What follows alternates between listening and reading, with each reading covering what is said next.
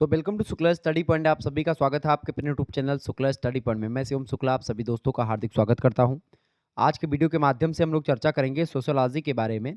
Sociology BA fourth semester में जो objective type के यूनिवर्सिटीज़ हैं, यानी ऑब्जेक्टिव टाइप की जिनकी परीक्षाएं होती हैं, उन विश्वविद्यालयों के लिए बहुत ही महत्वपूर्ण है ये। यानी कि ऐसे छात्र छात्र हैं जिनकी परीक्षा ऑब्जेक्टिव होने वाली है, वो इस वीडियो को अंत तक देखेंगे। इसके अलावा जिनकी लिखित होने वाली है उनके लिए भी बहुत महत्वपूर्ण लेक्चर होगा, चूँकि इसमें बहुत सारे फैक्ट आप जानेंगे। भारत में सामाजिक समस्याएं और विकास के मुद्दे, यानी कि social problems and issues of development in India, ये आपके पेपर का नाम होता है। सिद्धार्थ यूनिवर्सिटी का कल आपका पेपर लगा हुआ है 30 तारीख को, ठीक है। उसके लिए बहुत ही महत्वपूर्ण लेक्चर है, इसीलिए खास करके इस लेक्चर को बनाया गया ताकि कल वाली परीक्षा आपकी अच्छे तरीके से निपट जाए। इससे पहले कई मॉडल पेपर ऑलरेडी अवेलेबल हैं 2023 के भी और 2024 में भी, तो उन सभी वीडियोज़ को आप देखते रहिएगा। बाकी ये वीडियो बहुत ही महत्वपूर्ण है, इसमें हमने ऐसे प्रश्नों को रखा है जो कि आपकी परीक्षा में 100% आने की संभावना बहुत ज़्यादा है, मतलब वो आ सकते हैं। इससे बाहर कुछ आने वाला है नहीं, ये बात आप ध्यान रखेंगे। तो अगर आपने हमारे बताए गए मॉडल पेपर को देखा है और नहीं भी देखा है, तो अगर इसको भी देख करके चले जाएँगे तो बहुत ज़्यादा प्रश्न आपके यहाँ से आने वाले हैं, ठीक है? अब आइए जानने का प्रयास करते हैं कौन-कौन से प्रश्न आपकी परीक्षा में अब की बार पूछे जा सकते हैं। और ये प्रश्न पत्र जो है, मतलब ये जो मॉडल पेपर है 2025, 26, 27 सभी में पूछे जाएँगे, ये बात ध्यान रखेंगे। पहला प्रश्न आपकी स्क्रीन पर आ चुका है। अपराधी जन्मजात होते हैं, यह कथन निम्न में से किसका है? बहुत ही महत्वपूर्ण प्रश्न है, हमेशा प्रश्न परीक्षा में पूछा गया है, ठीक है। और आपको बता दूं, सिद्धार्थ यूनिवर्सिटी, दीनदयाल उपाध्याय गोरखपुर विश्वविद्यालय, ठीक है, कानपुर विश्वविद्यालय, छत्रपति साहू जी महाराज, महात्मा गांधी काशी विद्यापीठ, इन सभी में ये प्रश्न पूछे गए हैं लगातार। तो अपराधी जन्मजात होते हैं, ये कथन किसका है? लोम्ब्रोसो का है। ऑप्शन नंबर इसका बी राइट आंसर हो जाएगा। अगला क्वेश्चन आपकी स्क्रीन पर आ चुका है, फटाफट से आप देखेंगे। बाल अपराधी एक निश्चित आयु से कम का वह व्यक्ति होता है जिसने समाज विरोधी कार्य किया है तथा जिसका दुर्व्यवहार कानून को तोड़ने वाला होता है। यह कथन निम्नलिखित में से किसका है? तो यह कथन कहा था न्यूमियर ने। किसने कहा था? न्यूमियर ने कथन कहा था। Option number D correct answer हो जाएगा। बहुत ही महत्वपूर्ण प्रश्न है, आपकी परीक्षा की दृष्टि से ध्यान रखेंगे। अगला प्रश्न बहुत ही ज़्यादा महत्वपूर्ण है ये भी। देखिए, इसमें जितने प्रश्न मैंने रखे हैं सभी महत्वपूर्ण है, तभी मैंने रखा है। अगर महत्वपूर्ण ना होता तो मैं ना पढ़ाता, मतलब कि मैं ना रखता इस वीडियो में। अगला प्रश्न, क्रिमिनोलॉजी नामक पुस्तक के लेखक कौन है? क्रिमिनोलॉजी पुस्तक को एक प्रकार से लिखा किसने है? ई सदरलैंड के द्वारा इस पुस्तक को लिखा गया है, ठीक है। 1924 में इस पुस्तक का प्रकाशन हुआ था, ये बात भी आप ध्यान रखेंगे। अगला क्वेश्चन आपकी स्क्रीन पर आ चुका है। बाल अपराध के अंतर्गत किसी स्थान विशेष के कानून के अनुसार एक निश्चित आयु से कम मतलब निश्चित आयु से कम के बच्चे द्वारा किए जाने वाले समाज विरोधी कार्यों को सम्मिलित किया जाता है बाल अपराध में। ये कथन निम्न में से किसका विद्वान है? तो बताएं, ये कथन जो है ये किसका है? ये एम जे सेथना का है। ऑप्शन नंबर इसका ए करेक्ट आंसर हो जाएगा। बहुत ही महत्वपूर्ण ये भी प्रश्न है, परीक्षा में कई बार आया हुआ है। आपको बता दूं कि मैं इस वीडियो में ज़्यादा समझाने का प्रयास इसीलिए नहीं करूँगा क्योंकि ये रिवीजन क्लास के तौर पर आप ले रहे हैं, यानी कल आपकी परीक्षा उसके लिए बहुत महत्वपूर्ण होगा और बाकी विश्वविद्यालयों के लिए जिनकी परीक्षा बाद में होने वाली है, उनके लिए भी बहुत महत्वपूर्ण होगा। कानपुर विश्वविद्यालय की भी डेट शीट आ चुकी है, मई में उनकी परीक्षाएं प्रारंभ हैं। अगला प्रश्न, क्रिमिनोलॉजी तथा पैनोलॉजी पुस्तक के लेखक कौन है? क्रिमिनोलॉजी तथा पैनोलॉजी, इन इन पुस्तक का किस मतलब इस पुस्तक को किसने लिखा है? इस पुस्तक को लिखा है गिलिन ने। किसने लिखा है? गिलिन ने। Option number C right answer हो जाएगा। इसका इंपॉर्टेंट प्रश्न है। अगला प्रश्न है, अपराधी उप संस्कृति के प्रतिपादक कौन हैं? अपराधी उप संस्कृति के प्रतिपादक हैं Albert Cohen. Albert Cohen option में दिया नहीं गया है, तो यहाँ पर सी ऑप्शन जो दिया गया है ये गलत दिया गया है, इसी में आप कर लीजिएगा अल्बर्ट कोहन, ठीक है। अल्बर्ट कोहेन महोदय ने क्या किया है? अपराधी उप संस्कृति का प्रतिपादन किया है, तो इसका सी ऑप्शन लगा देंगे, अल्बर्ट कोहन उसमें लिख दीजिएगा। अगला क्वेश्चन आपकी स्क्रीन पर आ चुका है। अपराध समाज विरोधी व्यवहार है, ये प्रश्न कई बार आया परीक्षा में। अपराध समाज विरोधी व्यवहार है, किसका कथन है? तो अपराध समाज विरोधी व्यवहार है, यह कथन कार्ल मायनहीम का है। Option number A right answer होगा। बहुत ही महत्वपूर्ण प्रश्न। सोसाइटी एंड द क्रिमिनल पुस्तक के लेखक कौन है? सोसाइटी एंड द क्रिमिनल पुस्तक किसने लिखी है? तो डॉक्टर सेथना ने इस पुस्तक को लिखा है। ऑप्शन नंबर इसका ए करेक्ट आंसर हो जाएगा, ठीक है, एम जे सेथना। अगला क्वेश्चन आपकी स्क्रीन पर आ चुका है, बहुत ही महत्वपूर्ण प्रश्न है। Sociology and division in India, sociology of division in India, इस पुस्तक को किसने लिखा? फटाफट से आप लोग बताने का प्रयास करेंगे, इंपॉर्टेंट क्वेश्चंस है।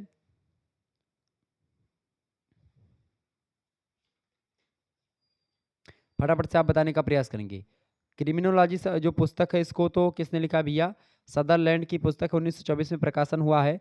लेकिन एक क्रिमिनोलॉजी जो है पुस्तक, वो भी एक प्रकार से, वैसे तो क्रिमिनोलॉजी पुस्तक को एक डोनाल्ड टैफ्ट हैं, उन्होंने भी लिखा है, ठीक है। लेकिन क्रिमिनोलॉजी पुस्तक जो बेसिकली लिखा है वो सदरलैंड के द्वारा ही लिखी गई है। तो इसका ए ऑप्शन ज़्यादा, मतलब कि इसका जो है आपका, जो मैंने आपको बताया था, क्रिमिनोलॉजी पुस्तक 1924 में सदरलैंड के द्वारा लिखी गई। अच्छा, एक पुस्तक है व्हाट इज सोशियोलॉजी, पुस्तक किसने लिखी है? एलेक्स इंकेलिस की पुस्तक है, परीक्षा में कई बार प्रश्न पूछा गया था। चलें, प्रश्न आपकी स्क्रीन पर आ चुका है। बताएं, sociology of division in India पुस्तक किसने किसने लिखा है? तो किसने लिखा? सुशील चंद्रा ने लिखा है, एस चंद्रा या सुशील चंद्रा, ठीक है, ध्यान रखिए किसने लिखा भैया, सुशील चंद्रा ने लिखा है। ओके। अच्छा, ये बताएं, एक प्रश्न पूछा गया था आपसे, पॉलिटिकल टेररिज्म पुस्तक किसने लिखी है? तो बिलकिंस ने लिखी है इस पुस्तक को। कौन सी पुस्तक?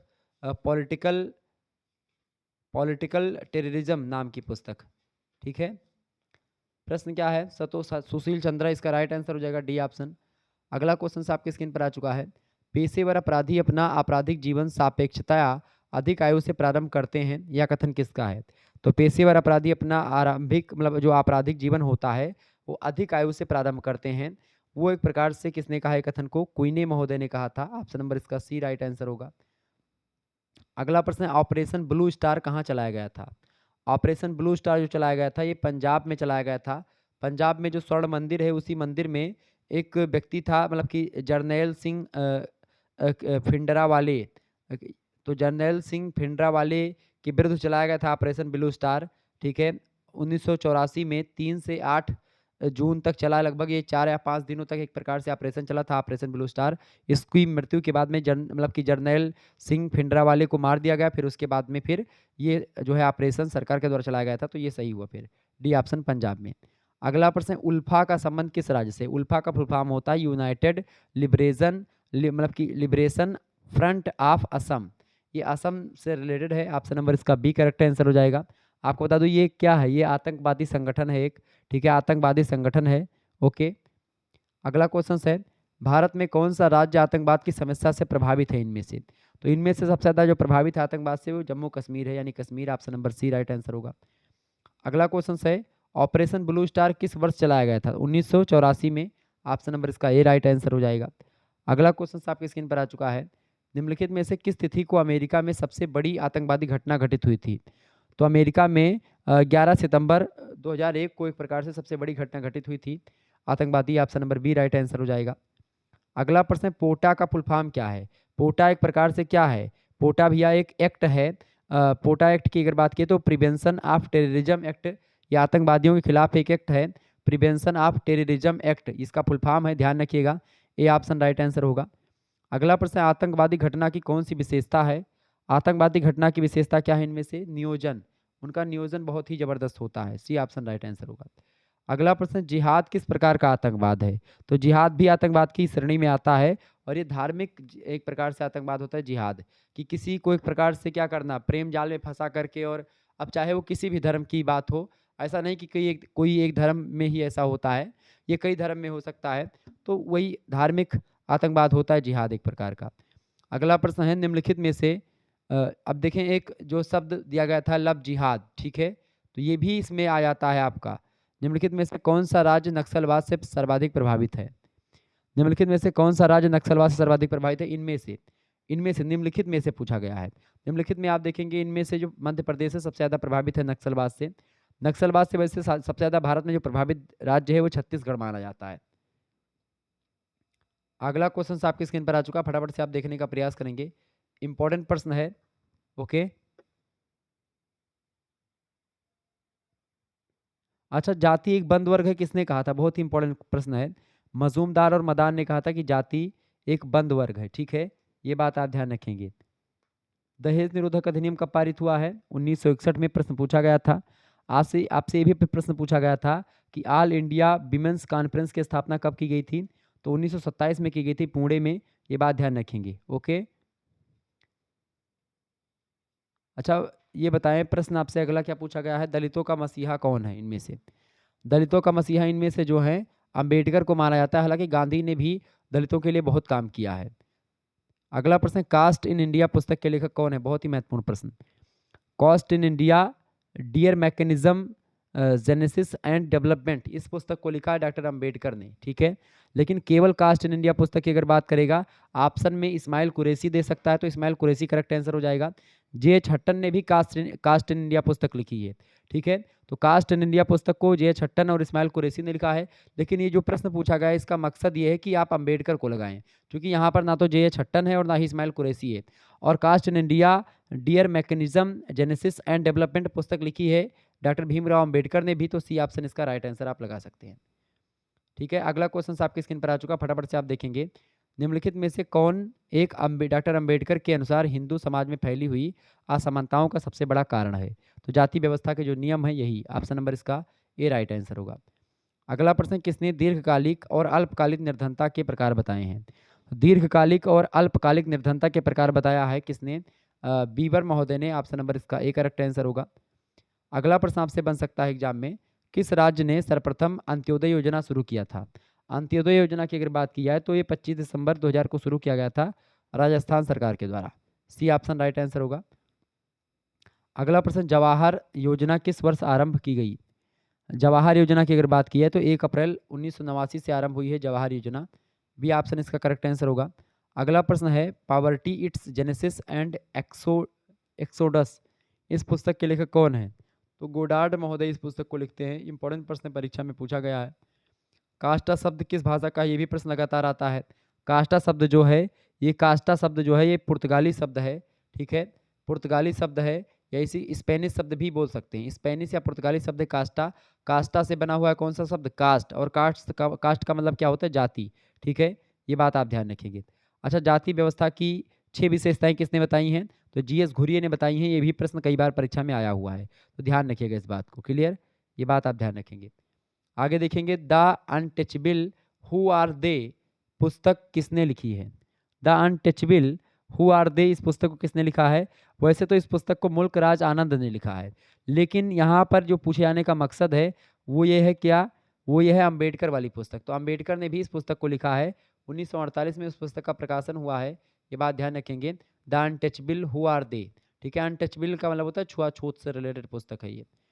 अगला प्रश्न, स्टेटस एंड माइनॉरिटीज, ये पुस्तक किसने लिखी है? बताएं। स्टेटस एंड माइनॉरिटीज जो पुस्तक है, इसके लेखक हैं डॉक्टर अंबेडकर, ये ऑप्शन राइट आंसर हो जाएगा इसका। अगला क्वेश्चन है, निम्नलिखित में से सबसे पहले दलित जातियों को अनुसूचित जातियों के नाम से किसने संबोधित किया?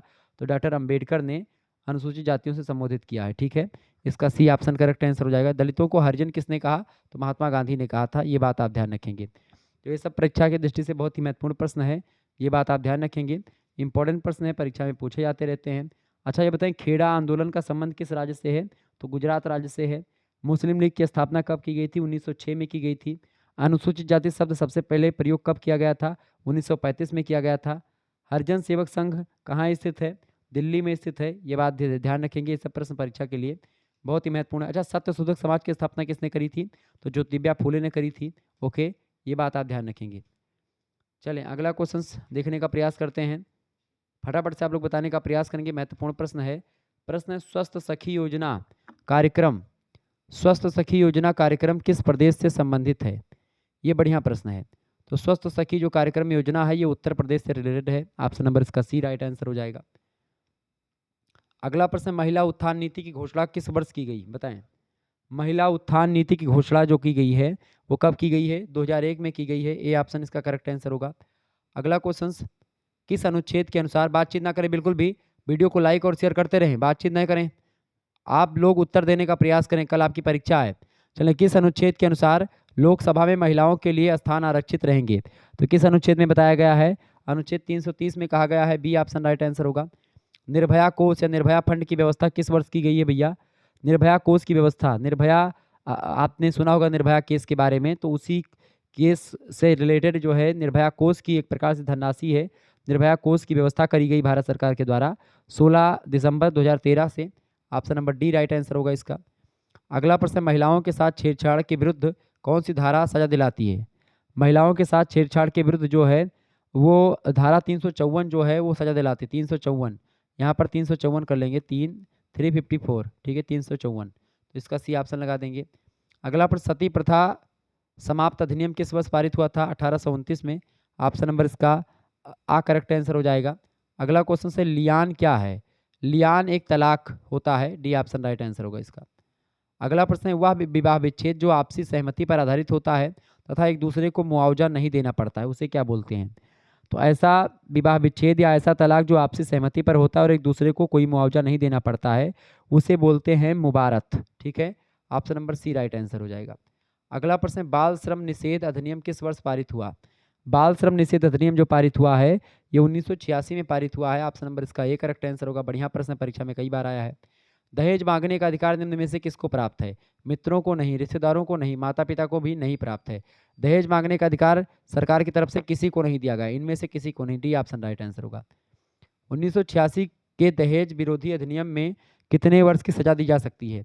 तो दहेज 1986 में जो दहेज निरोधक अधिनियम आया था उसके अकॉर्डिंग 5 वर्ष की सजा की बात करी गई थी। ठीक है, 1961 में एक प्रकार से जो था वो 2 वर्ष की सजा की गई थी और मतलब कि कुछ जुर्माने रुपए की बात करी गई थी, ये बात ध्यान रखेंगे। ओके, अच्छा घरेलू हिंसा जो है क्या होती है? घरेलू हिंसा अगर आप जो है आपके जो आश्रित लोग हैं उनको मारेंगे पीटेंगे, महिलाओं पर अत्याचार करेंगे तो घरेलू हिंसा वो शामिल हो जाएगी। ठीक है, निम्नलिखित में से दहेज प्रथा से संबंधित नहीं है। बाल विवाह, आत्महत्या और बेमेल विवाह ये सब दहेज प्रथा से संबंधित हैं कहीं ना कहीं पे। जनसंख्या वृद्धि दहेज प्रथा से कोई लेना देना इसका नहीं होता, ए ऑप्शन राइट आंसर होगा। तो ये सब प्रश्न परीक्षा की दृष्टि से आपके बहुत ही महत्वपूर्ण है, ये बात आप ध्यान रखेंगे। अच्छा एक पुस्तक है the idea of progress, the idea of progress पुस्तक के लेखक कौन है? तो जिन्स बर्ग हैं। ठीक है, ध्यान रखिएगा। सोशल डेवलपमेंट पुस्तक किसने लिखी है? हाब हाउस ने लिखी है सोशल डेवलपमेंट पुस्तक। ठीक है, किसने लिखा है? हाब हाउस की पुस्तक है सोशल डेवलपमेंट। ठीक है, और सोशल डेवलपमेंट की पुस्तक के लेखक एक और है, उनका नाम है जो है एस चोडक, वो भी उन्होंने भी लिखा है। ठीक है, इस पुस्तक को। हालांकि हाब हाउस ज़्यादा विद्वान आदमी थे तो उनकी पुस्तक का ज़्यादा मान्यता है। अगला क्वेश्चन आपकी स्क्रीन पर आ चुका है। हिंदी का विकास शब्द अंग्रेजी के डेवलपमेंट शब्द से बना हुआ है। यह शब्द डेवलपमेंट किस भाषा से लिया गया? तो डेवलपमेंट जो है ये डेवलपर शब्द से बना हुआ है और डेवलपर शब्द जो है ये फ्रेंच भाषा का शब्द है, फ्रांस का शब्द है। Option number D right answer होगा इसका। अगला प्रश्न निम्नलिखित में से किसका सामाजिक परिवर्तन का सिद्धांत आर्थिक निर्णायक मतलब निर्धारणवादी था? तो इनमें से जो कार्ल मार्क्स हैं इनका एक प्रकार से जो है सामाजिक परिवर्तन का सिद्धांत है ये आर्थिक निर्धारणवादी है, डी ऑप्शन राइट आंसर होगा। अगला प्रश्न है हाब हाउस ने सामाजिक विकास के कितने आयाम बताए हैं? हाब हाउस महोदय की अगर बात की तो इन्होंने सामाजिक विकास के 4 आयाम के बारे में बताया है, सी ऑप्शन इसका राइट आंसर हो जाएगा। हाब हाउस ने सामाजिक विकास के कौन से आयाम बताए हैं? आपसी सहयोग, स्वतंत्रता, मात्रा में वृद्धि, ये सब बताए हैं, डी ऑप्शन इनमें से सभी करेक्ट आंसर होगा। अच्छा यहाँ पर बताए हैं लिखा हुआ है तो आपको वैसे क्लियर हो गया होगा कि भाई ये प्लूरल होता है तो आपका डी ही ऑप्शन लगता है। अगला प्रश्न डेवलपमेंट शब्द की उत्पत्ति किस शब्द से हुई है? तो डेवलपर शब्द से हुई है, डेवलपर ऑप्शन नंबर इसका बी करेक्ट आंसर हो जाएगा, फ्रेंच भाषा का शब्द है। अगला प्रश्न विकास शब्द की उत्पत्ति किस वर्ष मानी जाती है? तो विकास शब्द की उत्पत्ति 1745 से 1755 के बीच मानी जाती है, सी ऑप्शन राइट आंसर होगा इसका। अगला क्वेश्चन आपके स्क्रीन पर आ चुका है। भारतीय समाज निम्नलिखित में से किसके अंतर्गत आता है? बताएं। भारतीय समाज निम्नलिखित में से किसके अंतर्गत आता है भैया? भारतीय समाज विकसित, अल्प विकासशील, अविकसित या अल्प विकसित? तो एक प्रकार से भारतीय समाज बेसिकली अब इस समय तो विकसित में आने लगा है लेकिन पहले विकासशील था। ठीक है, अगला क्वेश्चन आपकी स्क्रीन पर आ चुका है। आर्थिक विकास का अर्थ प्रति व्यक्ति आय में वृद्धि से है, यह कथन किसका है? बताएं। आर्थिक विकास का अर्थ प्रति व्यक्ति आय में वृद्धि से है, यह कथन किसका है? यह कथन है आर्थर लेविस का, इसका डी ऑप्शन राइट आंसर हो जाएगा। अगला क्वेश्चन आप देखिएगा, मानव विकास के प्रमुख स्तंभ कौन से हैं?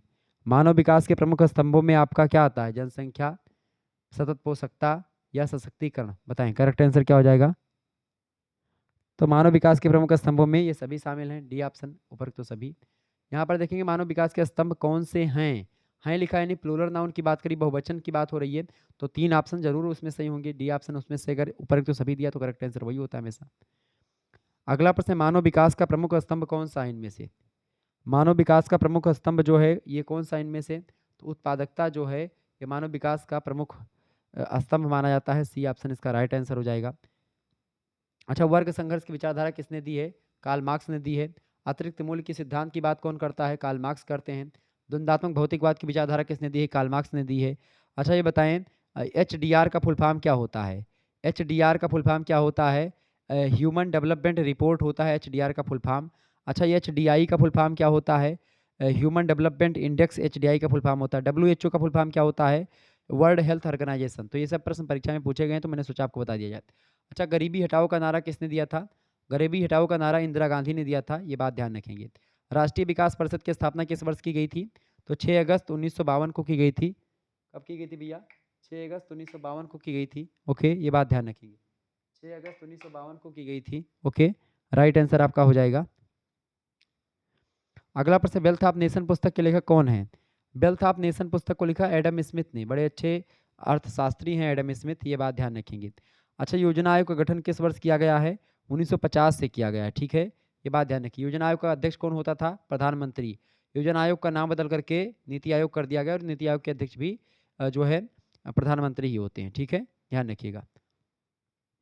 Development of the under development, इस पुस्तक को किसने लिखा है? तो एजी फैंक ने लिखा है इस पुस्तक को, ध्यान रखेंगे इस बात को। आगे देखिएगा, अगला प्रश्न है। अच्छा, आधुनिकीकरण एक वैश्विक प्रक्रिया है, किसने कहा था? लर्नर ने कहा था कि आधुनिकीकरण एक वैश्विक प्रक्रिया है। ओके, ये सब प्रश्न परीक्षा में पूछे गए थे।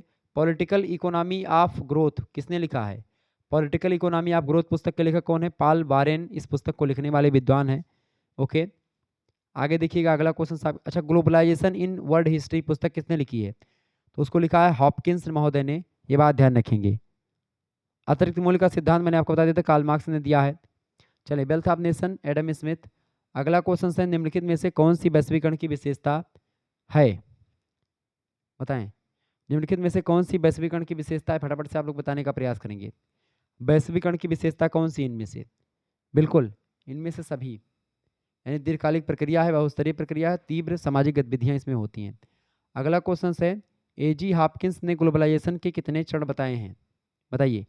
तो एजी हॉपकिंस ने ग्लोबलाइजेशन के 3 चरण बताए हैं। ऑप्शन नंबर इसका बी राइट आंसर होगा। अगला क्वेश्चन है, पुरातन, प्रोटो एवं आधुनिक वैश्वीकरण को प्रमुख चरण के रूप में किसने वर्णित किया है? बताएं। तो पुरातन, प्रोटो और आधुनिक वैश्वीकरण को प्रमुख चरणों में जो जिसने बांटा है उसका नाम है एजी हॉपकिंस। ऑप्शन नंबर इसका डी राइट आंसर होगा। अगला प्रश्न, globalisation a very short introduction पुस्तक के लेखक कौन है? Globalisation a very short introduction पुस्तक के लेखक हैं M B Steger. Option number इसका सी राइट आंसर होगा। अगला प्रश्न, एम बी स्टीगर ने वैश्वीकरण के कितने चरणों का उल्लेख किया है? तो इन्होंने किया है 5 चरणों का उल्लेख। ऑप्शन नंबर इसका सी करेक्ट आंसर होगा। अगला प्रश्न, किसका कथन है कि वैश्वीकरण एक रैखिक और ऐतिहासिक प्रक्रिया है? किसने कहा था? बताएं। वैश्वीकरण एक रैखिक और ऐतिहासिक प्रक्रिया है, इस कथन को कहा था स्कॉल्ट महोदय ने। सी ऑप्शन इसका राइट आंसर होगा। अगला क्वेश्चन आप देखेंगे, निम्नलिखित में से कौन सा वैश्वीकरण का प्रकार है? निम्नलिखित में से कौन सा वैश्वीकरण का प्रकार है भैया? सांस्कृतिक वैश्वीकरण भी होता है, राजनीतिक भी होता है और आर्थिक भी होता है। डी ऑप्शन ये सभी। अगला क्वेश्चन आपकी स्क्रीन पर आ चुका है। देखें, अगर आप जो है को करिकुलर कोर्स से रिलेटेड वीडियो देखना चाहते हैं तो हमारा दूसरा चैनल है को करिकुलर मास्टर, आप उसको सब्सक्राइब कर लीजिएगा। ठीक है, को करिकुलर मास्टर, उसकी लिंक जो है डिस्क्रिप्शन बॉक्स में मैं दे दूंगा, आप उस चैनल को सब्सक्राइब कर लीजिएगा। बहुत ही महत्वपूर्ण चैनल है को करिकुलर मास्टर नाम से। अगला प्रश्न, कृषकों की प्रमुख समस्याएं क्या हैं? कृषकों की प्रमुख समस्याएं हैं अल्प उत्पादन, यानी कम उत्पादन होता है, आत्महत्या कर लेते हैं। जब अल्प उत्पादन होता है, ऋणग्रस्तता जब हो जाती है बहुत ज़्यादा, तो लोग आत्महत्या कर लेते हैं। यानी कि मतलब कि ये सारी समस्याएं कृषकों की हैं, किसानों की हैं। डी ऑप्शन इनमें से सभी। अगला क्वेश्चन है, रोजगार हेतु मनरेगा योजना किस वर्ष प्रारंभ की गई थी? तो मनरेगा जो योजना है ये कब प्रारंभ की गई थी रोजगार के लिए? ये प्रारंभ की गई थी 23 अगस्त 2005 को। ऑप्शन नंबर इसका बी राइट आंसर हो जाएगा। अगला प्रश्न है, मानव संसाधन विकास मंत्रालय को किस वर्ष शिक्षा मंत्रालय नाम मतलब बना दिया गया? बताएं। मानव संसाधन विकास मंत्रालय को किस वर्ष शिक्षा मंत्रालय बना दिया गया है? तो वैसे तो 20 जुलाई मतलब कि 29 जुलाई को बनाया गया है। 29 जुलाई 2020 को एक प्रकार से मानव विकास संसाधन मंत्रालय को शिक्षा मंत्रालय बना दिया गया है। लेकिन ये प्रश्न थोड़ा सा उल्टा पूछ लिया गया है। ये अगर ऐसा पूछेगा तो 2020 ऑप्शन में मिलेगा, वो लगाइएगा। लेकिन यहाँ पर थोड़ा सा उल्टा लिख गया है। शिक्षा मंत्रालय को मतलब कि मानव विकास संसाधन मंत्रालय जो बनाया गया है, मानव संसाधन विकास मंत्रालय एक प्रकार से शिक्षा मंत्रालय को जो बनाया गया था वो बनाया गया था 26 दिसंबर 1985 को। तो इसका करेक्ट आंसर हो जाएगा सी ऑप्शन। ठीक है, ध्यान रखिएगा सी ऑप्शन। आगे देखेंगे, समझ में नहीं आया? मानव विकास संसाधन मंत्रालय की अगर बात की है तो इसको शिक्षा मंत्रालय तो बनाया गया अभी अभी 2020 में, जब शिक्षा नीति लागू हुई 29 जुलाई को। लेकिन शिक्षा मंत्रालय को मानव विकास संसाधन मंत्रालय बनाया गया था कब? 26 दिसंबर 1985 को। तो ये उल्टा करके प्रश्न देख लीजिएगा, तो 1985 आपका करेक्ट आंसर हो जाएगा, 26 सितंबर। अगला क्वेश्चन आपके स्क्रीन पर आ चुका है, ये बढ़िया प्रश्न है, बताएं। ये सब प्रश्न परीक्षा की दृष्टि से बहुत महत्वपूर्ण है, ये बात आप ध्यान रखेंगे। स्किल इंडिया का प्रारंभ किया गया था भैया? स्किल इंडिया 2015 15 मार्च, ठीक है, ध्यान रखिएगा। अच्छा, एक पुस्तक है, चले समझ लेते हैं फिर। इंडियन एग्रीकल्चर पुस्तक के लेखक कौन है? एन अग्रवाल, बिल्कुल राइट आंसर हो जाएगा। ओके, चले अगला क्वेश्चन आपके स्क्रीन पर आ चुका है। तकनीकी ज्ञान के अभाव में, अभाव माने कमी में, शिक्षित एवं कुशल युवाओं में पाई जाने वाली बेरोजगारी को क्या कहते हैं? तो तकनीकी ज्ञान के अभाव में शिक्षित और कुशल युवाओं में पाई जाने वाली जो बेरोजगारी होती है उसको कुशल बेरोजगारी कहते हैं, ठीक है। ऑप्शन नंबर इसका सा करेक्ट आंसर होगा, यानी सभी लोगों को पता भी है काम करना, लेकिन काम मिल ही नहीं रहा है, लोग काम करना भी चाहते हैं। अगला प्रश्न है, विश्व युवा कौशल दिवस किस दिन होता है? विश्व युवा कौशल दिवस किस दिन होता है भैया? तो ये 15 जुलाई को होता है, 2014-15 के आसपास इसकी शुरुआत की गई थी। अगला प्रश्न, मानव संसाधन विकास, मानव संसाधन विकास की अवधारणा सर्वप्रथम किसने दी? मानव संसाधन विकास की अवधारणा सबसे पहले दी थी किसने? लियोनार्ड लेडलर ने। ऑप्शन नंबर इसका सी राइट आंसर हो जाएगा। कब दी थी? 1969 में दी थी, ठीक है। अगला प्रश्न, प्रधानमंत्री कौशल विकास योजना भारत में कब शुरू की गई? इसमें लैपटॉप कंप्यूटर सिखाया जाता था। प्रधानमंत्री कौशल विकास योजना की अगर बात की है तो ये 2015 में शुरू की गई, भारत सरकार के द्वारा एक योजना है, ए ऑप्शन। अगला क्वेश्चन है, सरकार द्वारा किए जाने वाले मतलब दिए जाने वाले उपज का मूल्य क्या कहते हैं? सरकार द्वारा दिए जाने वाले उपज मूल्य को क्या कहते हैं? समर्थन मूल्य बोलते हैं, बी ऑप्शन इसका राइट आंसर होगा। अगला क्वेश्चन आपकी स्क्रीन पर आ चुका है, किसने कार्य कुशलता, मानसिक रुझान, शारीरिक कौशल को मानव संसाधन विकास का प्रमुख घटक माना? किसने माना भाई, बताएं।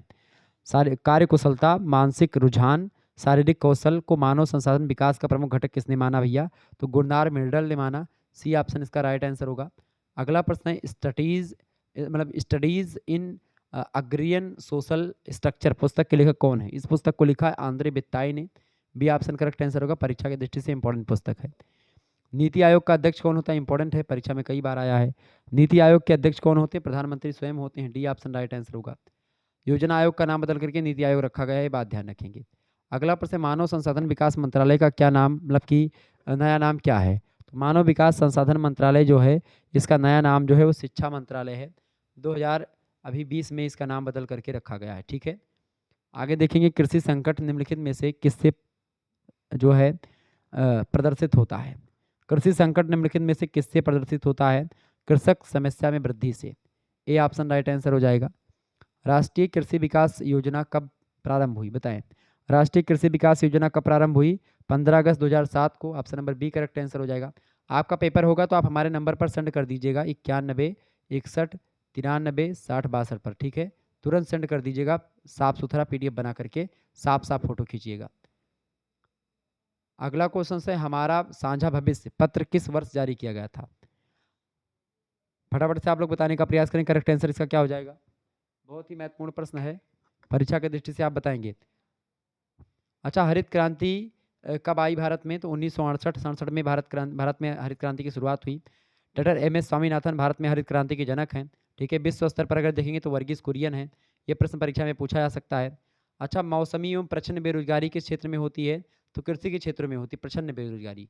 प्रचंड का मतलब होता है और मौसमी का मतलब कि भाई आप एक ही काम के खेती में पूरा घर भर लगे रहते हैं, ठीक है, तो प्रचंड बेरोजगारी होती है वो। अच्छा बताएं, संपूर्ण ग्रामीण रोजगार योजना किस वर्ष लागू की गई थी? तो लागू की गई 2001 में, ठीक है। जवाहर ग्राम समृद्धि योजना या सुरधि योजना ये लागू की गई थी 1999 में, ओके।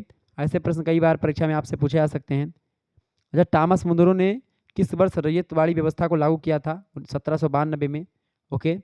भूदान आंदोलन संबंधित कौन है? विनोबा भावे, ठीक है। आगे देखेंगे, अगला क्वेश्चन आपके स्क्रीन पर आ चुका है, तो पिछला मॉडल पेपर भी आप एक बार देख लीजिएगा। अगला प्रश्न, हमारा साझा भविष्य पत्र किस वर्ष जारी किया गया था? 1987 में, option number B right answer हो जाएगा इसका। अगला प्रश्न, स्टाई होम पर्यावरण सम्मेलन किस वर्ष आयोजित हुआ था, बताएं। स्टाई होम पर्यावरण सम्मेलन जो आयोजित हुआ था वो आयोजित हुआ था 1972 में, ऑप्शन नंबर इसका सी करेक्ट आंसर हो जाएगा। 6 से 16 मतलब 5 से 16 जून के बीच में स्वीडन में एक प्रकार से स्टॉकहोम, स्वीडन में ही पड़ता है स्टॉकहोम। तो पर्यावरण सम्मेलन आयोजित हुआ था 1972 में। अगला प्रश्न, विश्व प्रकृति संरक्षण नीति किस वर्ष बनाई गई थी? विश्व प्रकृति संरक्षण नीति जो बनाई गई थी 1980 में बनाई गई थी। डी ऑप्शन इसका राइट आंसर होगा।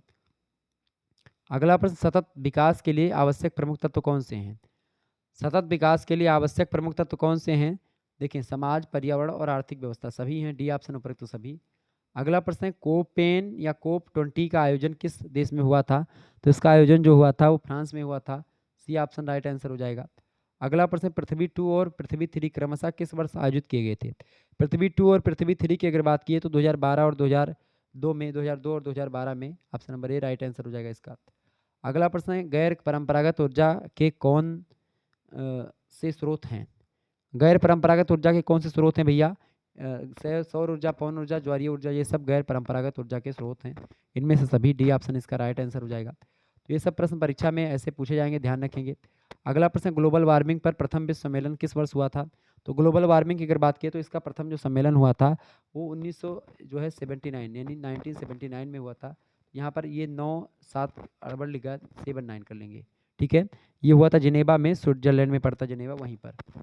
ग्लोबल वार्मिंग पर प्रथम विश्व सम्मेलन जो हुआ था वो कहाँ पर हुआ था भैया? तो जिनेवा, स्विट्जरलैंड में हुआ था। यहाँ पर जिनेवा कर लेंगे, जापान के स्थान पर जिनेवा, जिनेवा स्विट्जरलैंड, ठीक है। 12 से 23 फरवरी के बीच में 1979 ईस्वी में। अगला प्रश्न है, कौन सा सम्मेलन कहाँ, मतलब कि ये प्रश्न थोड़ा सा हटा दीजिए, गलत है। अगला क्वेश्चन आपके स्क्रीन पर आ चुका है। हमारा साझा भविष्य किस आयोग के द्वारा जारी किया गया था?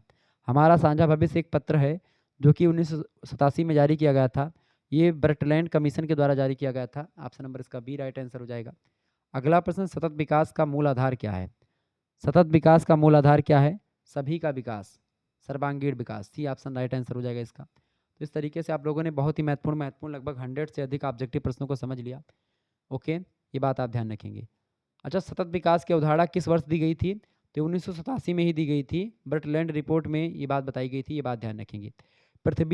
प्रथम पृथ्वी सम्मेलन जो हुआ था 1992 में हुआ था। कहाँ पर? लंदन, रियो डी जेनेरियो में हुआ था, ब्राज़ील में पड़ता है।